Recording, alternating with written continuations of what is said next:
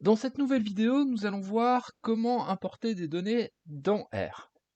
Alors, je suis sur mon projet DataVis 1, j'ai mon script 1, je vais ouvrir un deuxième script pour réaliser mes opérations pour cette vidéo. Donc, je vais l'appeler script 2.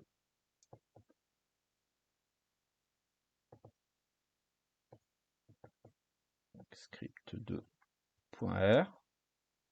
Donc, j'aurai toutes mes informations qui seront reprises dans ce script. Le script sera disponible sur le site du cours.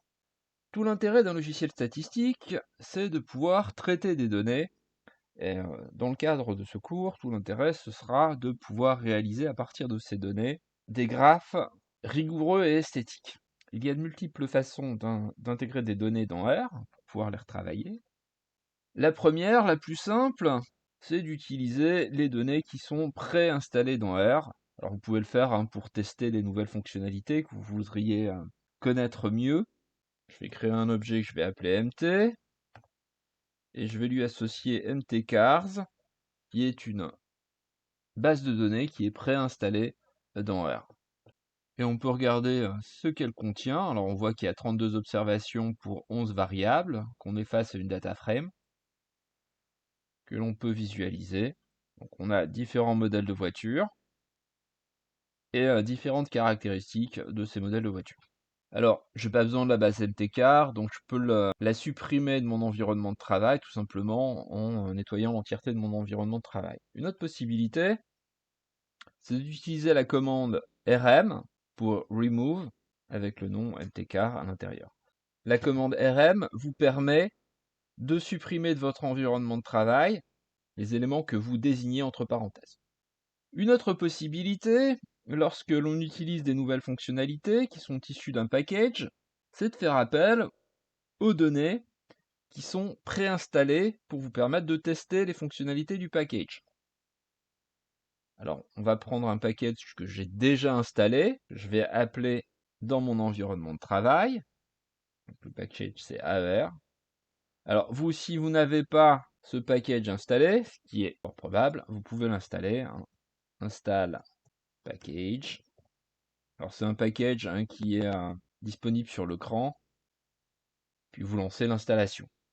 Alors, moi, je vais le mettre ça en commentaire, puisque le package est déjà installé chez moi. Donc, je peux appeler le package. Voilà, mon package est disponible. Alors, dans ce package AER, il y a un certain nombre de bases de données qui sont préinstallées pour vous permettre de tester les fonctionnalités proposées par le package. Pour les appeler, vous utilisez la commande data. Je vais prendre bank wages. Alors, la commande data fonctionne pour tous les packages. Par contre, il faudra déterminer dans le package le nom de la base de données que vous voulez charger. Ici, c'est bank wages. On va la regarder. On a 474 observations pour 4 variables. Alors, encore une fois, ce n'est pas le mode d'inclusion des données dans R qui est le plus utile pour nous. La plupart du temps, nous allons travailler à partir de fichiers externes. Donc, je vais nettoyer ma console, mon environnement de travail, et je vais venir voir comment importer des fichiers dans R. Alors on va commencer par un fichier CSV. Alors les fichiers CSV sont les fichiers les plus couramment utilisés. Alors je vais essayer d'aller chercher des données. Pour ça, je vais aller sur Internet. Je vais aller sur un site très pratique pour ça, Our World in Data. Et je vais aller chercher sur ce site des données qui correspondent aux différences de salaire entre hommes et femmes. Je vais aller sur Poverty and Economic Development et je vais sélectionner Economic Inequality by Gender. Voilà. Je vais m'intéresser à celui-ci. Vous voyez que la source de ces données, c'est l'OCDE. Alors ce que je vais faire, c'est que je vais télécharger les données et il me propose de télécharger les données sous la forme d'un fichier CSV. Donc je vais le télécharger. et le mettre dans mon environnement de travail. Alors pourquoi je le mets dans le dossier? Tout simplement parce qu'après c'est plus facile pour l'adressage des fichiers. Alors je reviens à RStudio. Je vais utiliser pour commencer import dataset. Alors vous voyez, j'ai plusieurs possibilités de mode d'importation en fonction de la nature du fichier. Alors les fichiers texte, en fait, ce sont les fichiers CSV. Donc, j'ai deux possibilités pour importer les fichiers CSV. J'ai également une possibilité pour les fichiers Excel, SPSS, SAS et Stata. SPSS, SAS et Stata sont d'autres logiciels de traitement statistique. Alors moi, je vais choisir readr pour lire mon CSV et pas airbase. J'ai ma fenêtre d'importation qui s'ouvre. Donc j'ai une possibilité d'indiquer soit l'URL, soit l'emplacement du fichier. Donc, je vais aller chercher sur ma machine. Et vous voyez qu'il génère automatiquement le code associé à l'importation. Alors ici, le fichier a pour séparateur la virgule. Si jamais vous devez utiliser un autre séparateur, donc délimiteur, vous pouvez en prendre un autre. Alors semi-colonne, c'est point virgule. Tab, c'est tabulation. White space, c'est juste l'espace. Et vous pouvez en configurer un autre si vous voulez à la main. Il suffira de cliquer sur Over. Alors vous pouvez changer le nom de l'objet qui va recevoir les données. Je vais le réduire, je vais mettre GendGap. Vous pouvez également indiquer que les noms des variables sont indiqués sur la première ligne du fichier. Vous lui demandez d'ouvrir directement le viewer. Si ce n'est pas le cas, si vous avez un espace, des choses dans ce genre-là, vous pouvez ignorer des lignes. Donc là, vous pouvez vérifier la nature des données. Donc, par exemple, ici, vous avez des données qui vont être enregistrées sous le format double, enfin, qui vont être introduites dans R sous le format double. Vous pouvez changer ça si vous voulez. Alors ici, en l'occurrence, ce n'est pas nécessaire. Alors si vous avez des modifications à faire sur le format qui a été détecté pour les variables que vous voulez importer, vous pouvez déjà les faire là. Donc une fois que tout ça est réglé, vous pouvez cliquer sur import. Vous pouvez aussi copier le code pour l'inclure dans votre script.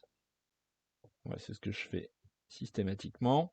Comme ça, je garde une traçabilité, une reproductibilité de mon code.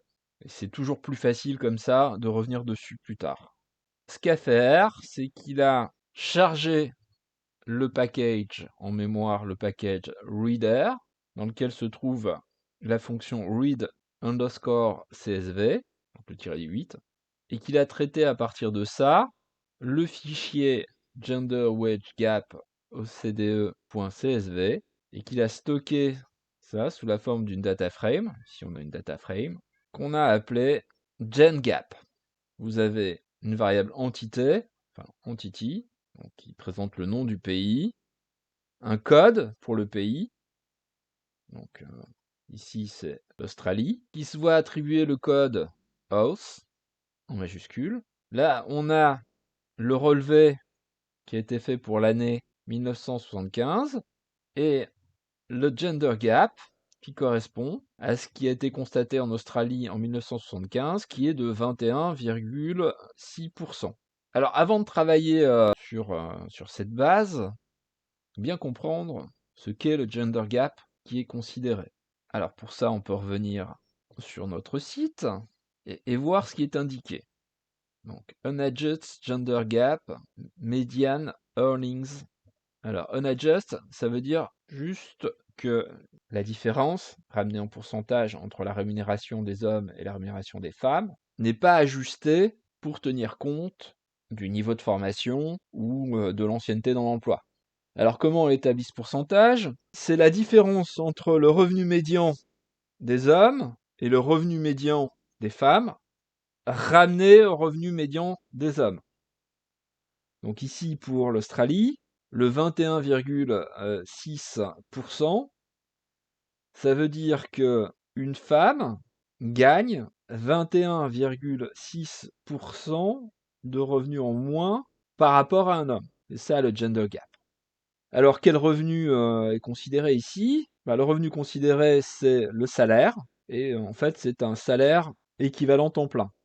Alors notez que pour importer les données, on a utilisé une fonction particulière qui commençait par le mot read. En fait, toutes les fonctions qui permettent de charger des données dans R à partir de fichiers externes commencent par le mot read. Et lorsque vous allez créer des fichiers à partir de R, des fichiers de données, des fichiers CSV, des fichiers Excel, etc., la fonction que vous utiliserez commencera par write. Bon, avant d'utiliser la fonction write qui va me permettre de conserver le fichier de données sur lequel j'ai travaillé, je vais procéder à quelques transformations. Alors, pour changer les noms des variables, plusieurs possibilités.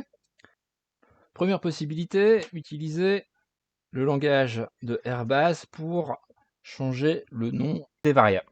Alors, la première chose à faire, c'est d'obtenir le nom des variables. Donc, j'utilise la fonction names sur l'objet DataFrame et j'obtiens le nom de l'ensemble de ces variables. Donc, on a entity, code, year et gender wage gap OCDE 2017. Alors, je vais changer le nom de entity, je vais mettre pays à la place en utilisant le langage RBase. Puis après, je reviendrai dessus pour changer les autres noms de variables en utilisant le tidyverse, qui est à mon avis beaucoup plus simple. Pour ça, je vais reprendre les noms des différents éléments, des différentes variables inclus dans la DataFrame, donc names entre parenthèses gen gap, et je vais lui assigner un vecteur dont le premier élément, donc celui qui correspondrait à entity, est pays.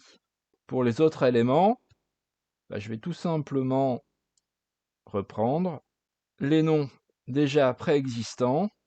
Alors, je peux les recopier un par un, ou je peux tout simplement faire gen gap, enfin names gen gap, et puis considérer les noms qui sont en deuxième, troisième et quatrième position, donc les noms de 2 à 4. Si je tape cet élément dans la console, on va juste avoir code, year et gender gap wage. Donc ça m'évite de recopier l'ensemble, ça va un petit peu plus vite. Et je peux redemander name gen gap, et vous voyez, si je le relance, je retrouve à la place d'entity pays. Et si vous faites dans le viewer l'appel de la DataFrame, vous voyez que le premier élément c'est pays. Bon, cette syntaxe n'est pas la plus simple. Encore une fois, dans le tidyverse, vous avez des éléments qui vous permettent de faire toutes ces transformations plus simplement. Donc, ce que je vais faire, c'est que je vais prendre GenGap, je vais lui appliquer une transformation qui part de GenGap. Je vais utiliser pipe. GenGap va être inclus comme premier argument dans la fonction qui va suivre. Et la fonction qui va suivre, ici, pour changer les noms, ça va être tout simplement rename. Donc renommer. Et donc là, dans rename, entre parenthèses, je vais indiquer pour chaque variable son nouveau nom. Donc je vais mettre année qui va être égal ici à l'actuelle variable year. Pour la deuxième variable que je veux transformer, dont je veux transformer le nom, j'inclus une virgule, et puis je mets le nouveau nom. Je vais mettre code pays comme nouveau nom, et ça correspondra à la variable code. Alors plus important hein, pour la suite, je vais reprendre gender wage gap, je vais l'appeler gap, et je vais lancer ma transformation. Donc voilà, il ne met pas de message d'erreur, on va vérifier à partir du viewer si l'opération a été réalisée. Et vous voyez, vous avez pays, code pays, année et gap. Alors suite à ces transformations, j'aimerais sauvegarder la base que je viens de créer sous la forme d'un fichier CSV. Alors cette fois-ci, je vais utiliser une fonction write. Donc write. Alors il y en a plein qui vous permettent de sauvegarder des fichiers CSV. Ma préférée, c'est Write Table. Choisissez celle que vous voulez, mais si vous en utilisez une autre, regardez attentivement l'aide pour créer votre fichier CSV. Donc le premier argument de ma fonction WriteTable, c'est le nom de la data frame que je veux sauvegarder sous la forme de fichier CSV. Donc ici GenGap. Ensuite, c'est le nom que je vais donner au fichier qui va être créé dans mon espace de travail, dans mon working directory. Donc, je vais l'appeler gendergap.csv. Je vais choisir le séparateur.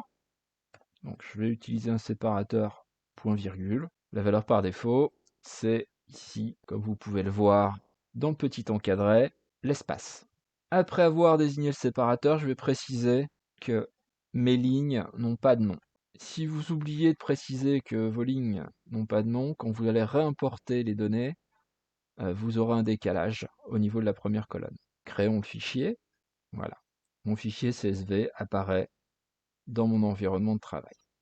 Donc voilà pour la création d'un fichier CSV. Donc je vous conseille d'utiliser WriteTable, de bien préciser votre séparateur et de préciser que les lignes n'ont pas de nom dans votre base de données. Alors, si vos lignes ont des noms dans votre base de données, mais là en l'occurrence, si vous regardez bien votre data frame, les lignes sont juste numérotées, elles n'ont pas de nom. Envisageons maintenant la possibilité d'importer dans R un fichier Excel. Alors on va commencer par créer un fichier Excel. Alors je peux utiliser Excel, mais Calc, et je vais créer un fichier Excel à partir de Calc. Je vais aller ouvrir mon fichier GenderGap, donc Calc. Vous voyez, il reconnaît les différents champs. Et j'ai mon fichier qui est là. Alors ce que je vais faire pour corser un petit peu les choses, c'est que je vais déplacer légèrement les données. Je ne vais pas les laisser sur la première ligne, la première colonne. Je vais les faire commencer un petit peu plus bas, juste pour le bien de l'exercice. Je vais ajouter un petit peu de texte, histoire de corser un peu les choses. Et je vais enregistrer ça sous un format Excel. Donc, je ne vais pas le garder en CSV. Je vais le mettre en Excel 2007 ou 365. Toujours dans DataVis 1. Utiliser le format. Voilà, je peux refermer. Donc, maintenant que mon fichier Excel est créé, donc vous le retrouvez ici, fichier XLS, je vais l'appeler dans R en utilisant import dataset. Donc from Excel. Je vais aller chercher mon fichier dans mon dossier de travail. Alors c'est celui-ci, vous voyez que le type de fichier, c'est feuille de calcul Excel. Open. Et vous voyez que ce qui apparaît ne correspond pas à ce qu'on voudrait. Nous, ce qu'on voudrait, c'est directement avoir comme variable pays, puis code pays, puis année, gap, et pas gender gap pays de l'OCDE, 1, 3, 4, 5. En fait, il faut que je désigne l'endroit où se trouvent mes données. Je vais utiliser range pour indiquer que mes données sont comprises entre les 4, donc E 637 plus 4, parce qu'il y a 636 observations, plus le nom de la variable, 637, plus les 4 de décalage, on est à 641. Voyons ce que ça donne. Alors, on n'est pas tout à fait bon, puisque la première ligne ne correspond pas au nom. Donc, je vais passer sur du 5. 2. Voilà. Donc j'ai ma plage de données qui est insérée. Alors j'aurais pu juste supprimer les premières lignes avec skip.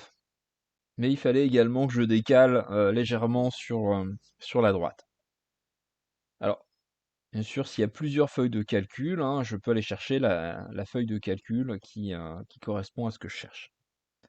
Donc voilà, je finalise mon importation. Alors, je vais pas l'appeler genderGap, je vais l'appeler genderGap XL pour Excel. Et je finalise mon import. Mais avant, je copie le code. Donc, je retrouve mes données. Alors, j'en ai 637.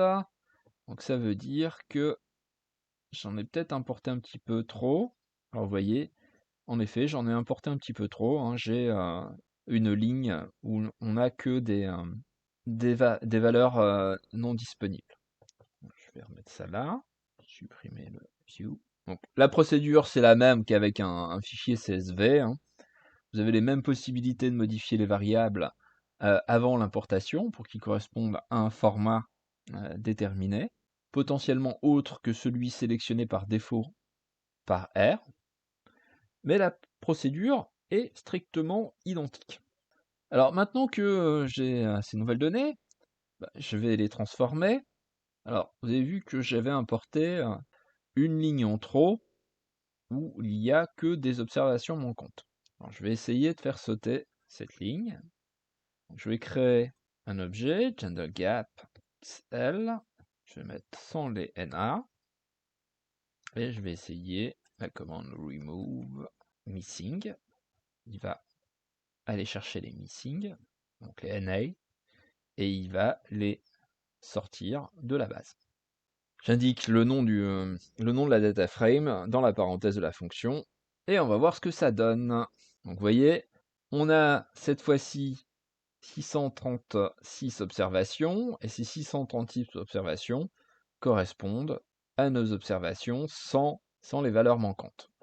Alors, il y a aussi un problème ici. À la place de m'avoir importé une variable numérique, pour gap, il m'a importé une variable de type caractère. Alors, ce que je vais faire, c'est que je vais transformer cette variable. Je vais reprendre mon fichier. Enfin, je vais reprendre ma data frame. Je vais lui appliquer une transformation. Alors, je vais utiliser la syntaxe du tidyverse. Ma data frame, auquel j'assigne le même nom. Je fais une transformation grâce à pipe. Et la transformation va faire appel à la commande mutate, qui permet de créer ou de transformer une variable. Et celle que je vais transformer, c'est gap. Et je vais indiquer qu'il va transformer mon nombre à virgule, donc as double, la variable gap existante. Alors maintenant, je vais rouvrir ma data frame genderGap XLNA. Et j'ai bien sur gap une variable numérique. N'oubliez pas, pour transformer ou créer une variable avec le tidyverse, vous utilisez simplement la commande mutate, vous donnez le nom de la variable, de la nouvelle variable ou de la variable que vous transformez, et vous lui assignez, alors souvent on utilise le signe égal ici pour assigner une opération qui correspond à la création de la variable. Alors il existe d'autres façons de créer des variables. Alors on a la syntaxe bien sûr de Airbase, mais c'est pas celle qui va nous intéresser ici. Donc il y a une autre manière de créer des variables dans le tidyverse, c'est la commande summarize, qui va calculer la valeur d'une variable sur un groupe d'observations. Donc elle est couplée généralement avec une commande qui définit le groupe d'observation qu'on appelle groupBy. Donc on va créer une nouvelle data frame, enfin, un nouvel objet qui sera une data frame. On va l'appeler datPI, et ce sera une genderGap où on a enlevé les valeurs manquantes. GenderGap où on a enlevé les valeurs manquantes. On va lui appliquer groupBy. Je vais grouper par pays et je vais demander à R d'utiliser la commande summarize pour créer la variable gap moyen, qui sera tout simplement la moyenne de gap pays par pays. Alors pays, le nom de la variable c'est pays avec une majuscule. Donc n'oubliez pas la majuscule pour lancer la commande. Et on a notre data frame qui est créé. Donc on a 38 observations qui correspondent 38 pays, et 2 variables, une variable pays, une variable pour gap moyen. Alors ici, ça ne veut pas dire grand-chose, hein, ce gap moyen, dans la mesure où pour les différents pays, vous n'avez pas les mêmes durées d'observation. Alors si je veux obtenir gap moyen, mais que je veux que la valeur de gap moyen apparaisse pour chaque observation de gender gap XLNA. Donc la variable est calculée par pays. On lui demande d'afficher une valeur pour chaque observation. Donc, je vais créer la variable dans gender gap XLA. Je regroupe pour le calcul les choses par pays. Cette fois-ci, je n'oublie pas la majuscule. Et à la place d'utiliser summarize, je vais juste utiliser mutate et je vais reprendre la formule de gap moyen. Donc, je vais créer comme ça une variable supplémentaire dans ma data frame genderGapXLNA. Donc je vais rouvrir genderGapXLNA dans mon viewer. Vous voyez, mon genderGap apparaît ici. On voit bien pour chaque observation, on a la même valeur. Pour l'Australie, on a la même valeur de gap moyen, ici 16,5. Si on prend un autre pays, prenons un autre pays, filter, pays, on va prendre la France. On a notre gender gap qui est mesuré sur beaucoup moins d'observations, qui est en moyenne de 10,40. Alors, autre élément intéressant qu'on peut utiliser dans notre tidyverse pour manipuler les données, la possibilité de limiter la base sur un groupe d'observations défini ou sur un groupe de variables définies. On va faire les deux en même temps. Donc, je vais créer une base, je vais l'appeler date front donc les pays frontaliers de la France, alors qu'ils font partie de l'OCDE pour être dans la base. Je vais prendre ma data frame complète et je vais lui demander de filtrer par pays et je vais lui donner une liste de pays. Je vais établir la condition qui est un pays dans la liste que je vais définir. On va prendre Germany, Belgium, Spain, Italie. Alors pour le Royaume-Uni, United Kingdom, Switzerland. Et je vais également limiter la base à des variables. Donc là, je vais utiliser la commande select, pays et année. Donc on a 105 observations pour les pays limitrophes de la France. Et on voit que les années peuvent être différentes d'un pays à un autre. Alors on pourrait aller plus loin et lui demander de compter des observations par pays et de me les indiquer dans une variable que j'appelle nops. Et je vais utiliser la commande n pour qu'il me compte le total des observations qu'on a pays par pays. Hop, allons-y. J'ai une nouvelle variable. Et on voit qu'on a 16 observations pour la Belgique, qu'on en a 23 pour l'Allemagne, 15 pour l'Italie, 4 pour l'Espagne, 47 pour le Royaume-Uni.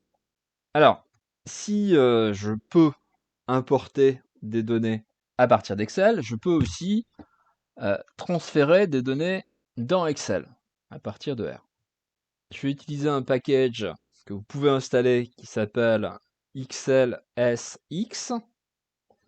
Je vais l'appeler library XLSX et elle va me donner accès à une fonction write XLSX. Et cette fonction, elle va fonctionner de la même manière que la fonction writeTable. Donc vous allez indiquer la data frame que vous voulez inclure dans votre fichier Excel. Moi, je vais mettre date pays. Le nom du fichier Excel que vous voulez créer. Je vais mettre gap pays. .xls. Donc, .xlsx. Ce sont les derniers formats d'Excel. Et puis, vous pouvez ajouter un nom éventuellement à la feuille de calcul en mettant cheat name. Je vais mettre my pays. Et voilà, votre fichier est créé, vous pouvez le retrouver ici. Votre fichier Excel est créé, vous pouvez le retrouver ici dans votre environnement de travail. On va essayer de l'ouvrir à partir de Calc. Je n'ai pas Excel sur cet ordinateur. On va ouvrir Calc. On va aller chercher notre fichier GAPPI, dont le format est bien une feuille de calcul Microsoft Excel. Et voilà. Mes données sont ouvertes. On les retrouve sans difficulté dans notre tableur. Donc on peut passer de R au tableur simplement en utilisant ces fonctions read et ces fonctions write.